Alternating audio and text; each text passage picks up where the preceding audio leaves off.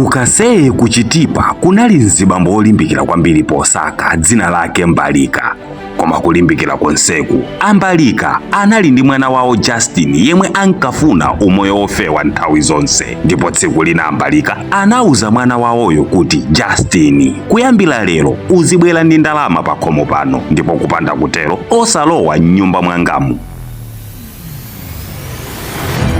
Justin anapita kwa mayi yake akulira, ndipo mwachinsisi mayi yake anamupatsa ndalama. Ndipo madzulo ake Justin anapereka ndalama imeneyi akumwetulira kwa bambo ake, ndipo bambo ake nawo akumwetulira anati, utenge ndalama imeneyi ukayiponye mchimbuzipo mpano. Tsiku lotsatira Ambalika anatumiza akazi awo kumudzi kuti akachezeko. Kenako namuuza Justin kuti akuyenera adzibwerabe ndi ndalama pa tsiku.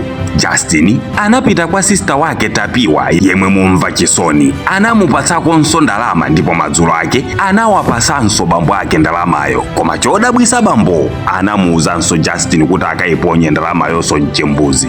Ndipo tsiku lotsatira bambo anamuuzanso sista wake wa Justin kuti azipita kumuzi. Tsiku ilili linali tsiku lowawa kwambiri kwa Justin. Kodi ndi ndani angandithandize ndi ndalama? Bambo anga ndiye akundiumira mtima ati ndizipita ndi kashi. Kenako Justin anakasaka maganyu, ndipo anapeza ganyu yoloda zinthu mu galimoto pa stolo ina. Anakhesa thukuta mwana mamuna, ndipo thupi litatoperatu analipidwa kandrama. Monyadira anapereka ndramayo kwa bambo ake, koma bambo ake onso anati, pita pompano ukayiponye ndramayi mchimbuzi. Koma nthawi imeneyi ino Justin anapsa mtima kupyera bambo ake nati, inu adadi bwanji, kodi mukudziwa ndayipeza mowawa bwanji ndrama imeneyi? Mmanja mukuchita kundipweteka kuti ndipeze ndrama imeneyi ineyo sindingakayitaya adadi panga vute motani.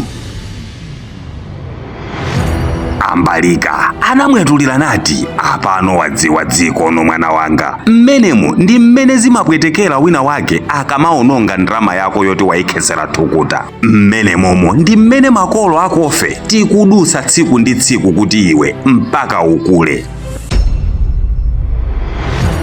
Phunziro langa mu nkhaniyi ikupita kwa azikazi komanso ana m'makomomu. Azibambo ambiri akudutsa mu nyengo zowawa kuti inu muzisamalika tsiku ndi tsiku, koma kuli ana ndi azikazi ena opanda chisoni amaononga ndrama mosayenerera, mosaganizira kuti mamuna akuyipeza bwanji, akudutsa motani kuti ipezeke. Anthu deire akuumba njerwa za anthu, ena akumagona mu boti pakati pa nyanja agwire nsomba, ena ma hard labor osasimbika, koma zonsezi kuti inu mupeze ufa mudye. Koma eti mukati muphike chokudya ngati kuti mukudyesa ndondocha, china kummawa nkuzachitaya poto ogula alipo. Ukuku nkusayamika komanso kusowa chitukuko chabe. Lemekezani makolo anu, lemekezani bambo anu popereka sapoti yochuluka mmene mungathere kuti akhale ndi chilimbikiso pa inu. Chimenecho ndiye chikondi chenicheni.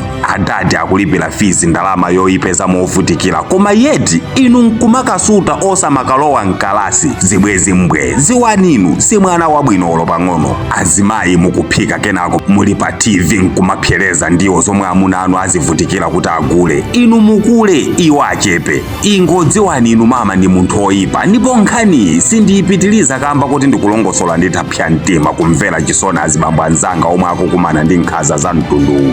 Chonde tikondeni ndipo sinthani, perekani sapoti ndi kukhala mwana wabwino komanso amayi odziwa udindo wawo omwe muli nawo. Ndine Dini Studios, musayiwale kupanga share komanso kutiuza zomwe nanu mukukumana nazo, mwina nafenso nkuphunzira nawo.